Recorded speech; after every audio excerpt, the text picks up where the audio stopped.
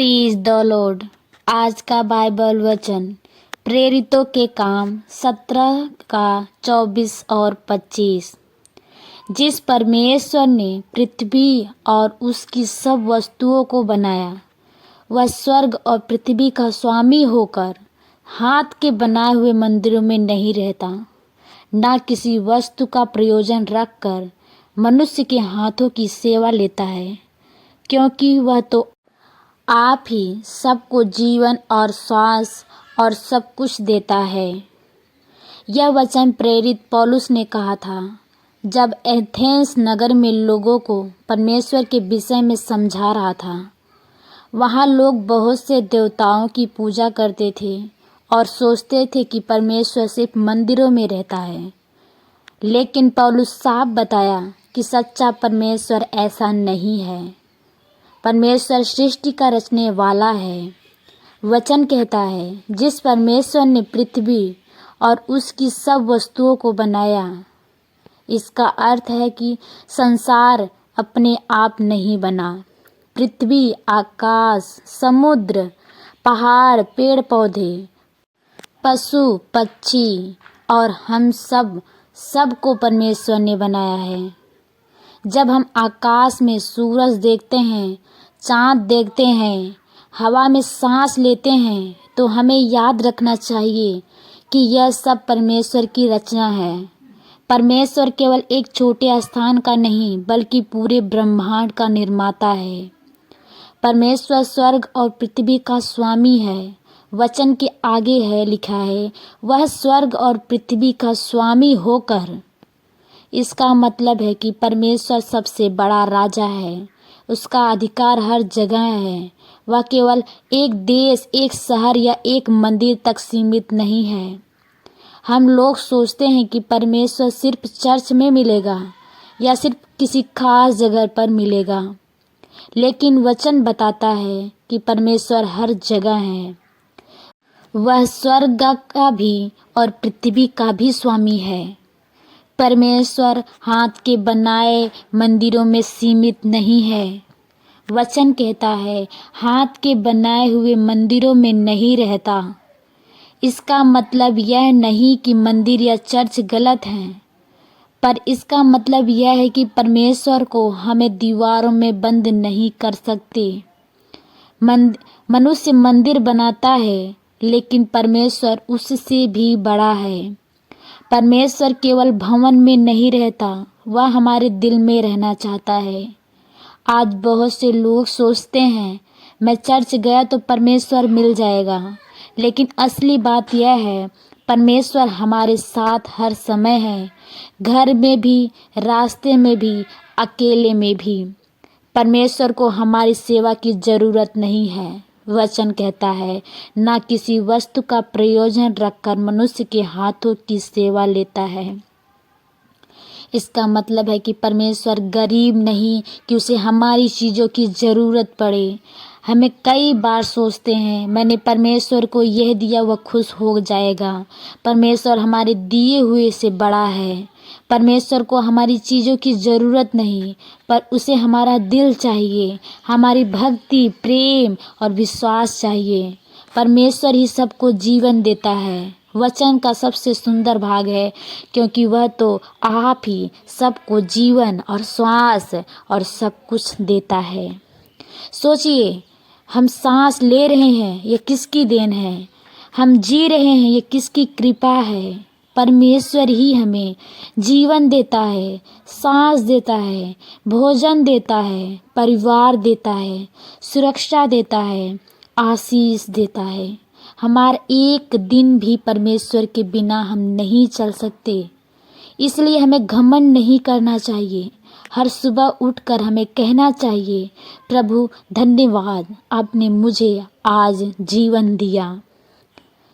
परमेश्वर ही सृष्टि का रचने वाला है। वह हर जगह उपस्थित है। उसे मंदिर की दीवारों में सीमित नहीं किया जा सकता। परमेश्वर को हमारी वस्तुओं की ज़रूरत नहीं है। परमेश्वर ही हमें जीवन और सांस देता है। प्रिय भाई और बहनों, आज का वचन हमें यह सिखाता है कि हमारा परमेश्वर कितना महान है। प्रेरितों के काम में लिखा है कि जिसने पृथ्वी और उसकी सारी वस्तुओं को बनाया, वह स्वर्ग और पृथ्वी का स्वामी है। वह मनुष्य के हाथों के बनाए हुए मंदिरों में सीमित होकर नहीं रहता। परमेश्वर किसी एक भवन में बंद नहीं है, बल्कि वह हर जगह उपस्थित है। यह वचन हमें याद दिलाता है कि परमेश्वर को हमारी सेवा या वस्तुओं की जरूरत नहीं है, क्योंकि वही हमें जीवन देता है, सांस देता है और सब कुछ प्रदान करता है। हम जो भी कुछ भी हैं और जो कुछ भी हमारे पास है, वह परमेश्वर की कृपा से है। इसीलिए हमें घमंड नहीं करना चाहिए, बल्कि नम्र होकर परमेश्वर के सामने झुकना चाहिए। हमें केवल बाहरी धार्मिकता नहीं, बल्कि सच्चे दिल से प्रभु की आराधना करनी चाहिए। परमेश्वर हमारे दिल में वास करना चाहता है। आज प्रभु हमें बुला रहे हैं कि हमें उसको पहचानें, उस पर भरोसा करें और अपने जीवन को उसके हाथों में सौंपें। हम आशा करते हैं यह वचन आपको समझ में आ गया होगा। आइए हम प्रार्थना करें। हे हमारे स्वर्गीय पिता परमेश्वर, हम आपके चरणों में नम्र होकर आते हैं। आप ही सच्चे और जीवित परमेश्वर हैं। आपने पृथ्वी और आकाश को बनाया। आपने समुद्र, पहाड़, पेड़ पौधे और हम सबको रचा। प्रभु, आज हम आपके वचन के अनुसार आपके सामने आते हैं। प्रभु, प्रेरित के काम में जो लिखा है कि आप स्वर्ग और पृथ्वी के स्वामी हैं। आप हाथ के बनाए हुए मंदिरों में नहीं रहते। आप किसी एक स्थान में सीमित नहीं हैं। आप महान हैं, सर्वशक्तिमान हैं और हर जगह उपस्थित हैं। पिता परमेश्वर, हम आपको धन्यवाद देते हैं कि आपने हमें जीवन दिया, आपने हमें सांस दी, आपने हमें आज का दिन देखने की कृपा दी।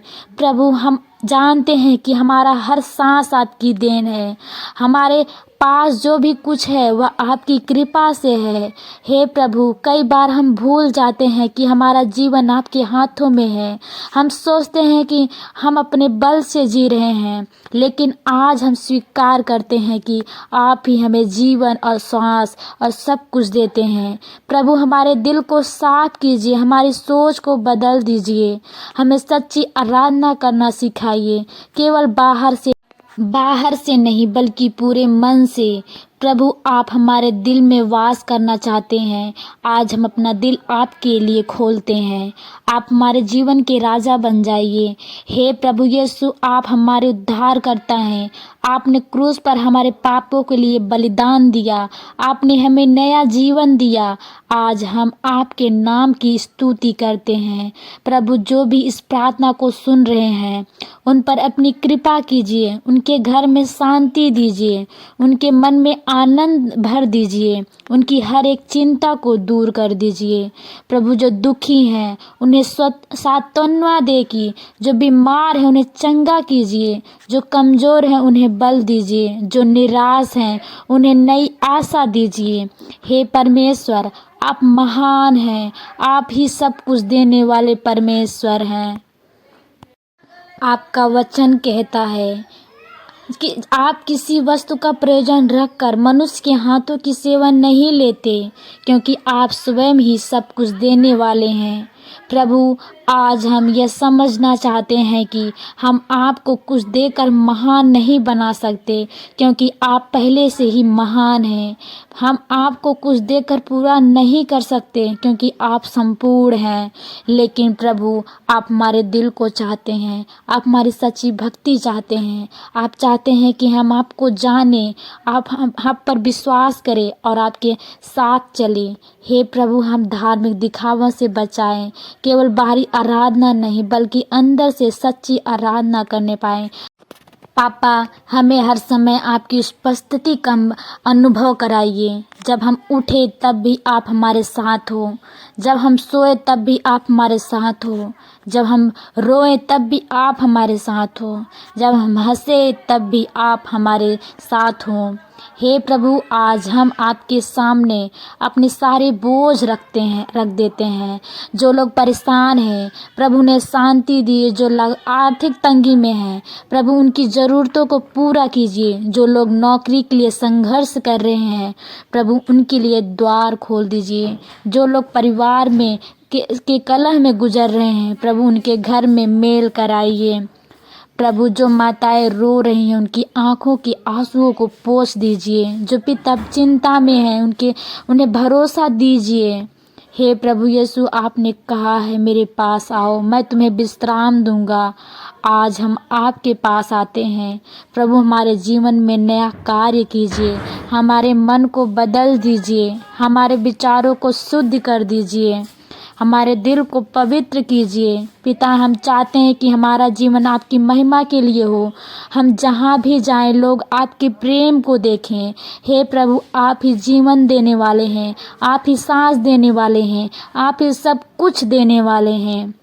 हम आपको धन्यवाद देते हैं, आपकी स्तुति करते हैं और सारी प्रार्थनाएं यीशु हम आपके चरणों में रखते हैं और विनती और प्रार्थना यीशु तेरे सामर्थ्य नाम में मांगते हैं और कहते हैं आमीन, आमीन और आमीन। अगर आपकी कोई प्रार्थना है तो उसे कमेंट बॉक्स में ज़रूर लिखें।